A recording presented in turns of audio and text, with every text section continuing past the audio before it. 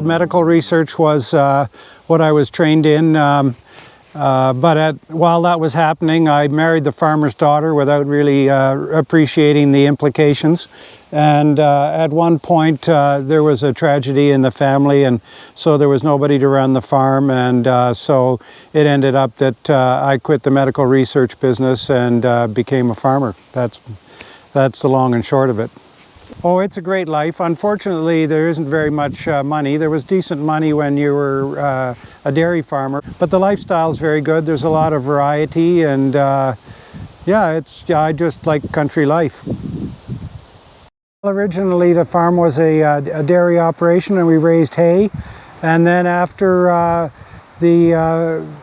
we stopped raising dairy cattle, we became a beef operation. And as my kids took over, there's still a beef and crop operation, but they're more selling locally direct to the consumer. The Elbow River is actually a lot bigger than it seems, especially at this time of year it's quite small, but actually the river is contiguous with a lot of the underground gravel here. And in this particular area here, we're in the floodplain of the Elbow, and the drainage that comes into it comes from, in this case, from that valley up there, and it comes through here, and it's sometimes silty like this.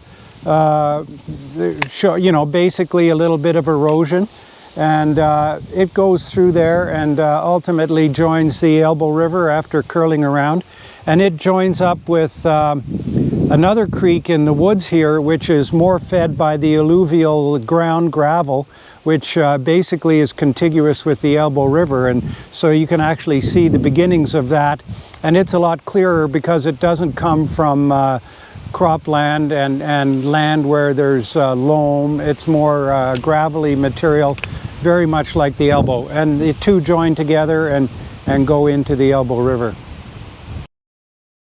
Back in the original days of dairy in Springbank, there used to be actually 13 dairies along this road here, and originally the water was the dairies were put there because there was fresh, cold water, and they didn't have refrigeration, and so they put the milk cans in the cold water. They also, in the winter, used to have a crew that would cut ice from the Elbow River, and they would bring it up with horses to the farm, cover it with sawdust, and they would have ice way into the summer to cool the milk. Now, this thing with the gray cover is basically our water for the whole farm. That little shed, we pump the water out of there to another building and distribute it to the rest of the farm. And that's the way they cooled the milk in the old days, was just with fresh, cold water, and that's also why Springbank is called Springbank.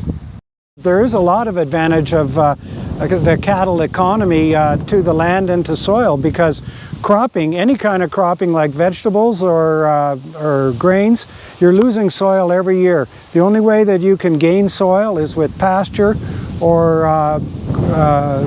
pasture land or hay land.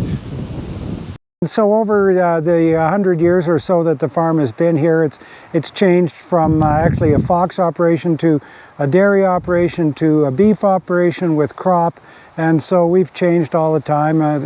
I guess in some respects, like the river has changed because it used to be over there and now it's over here.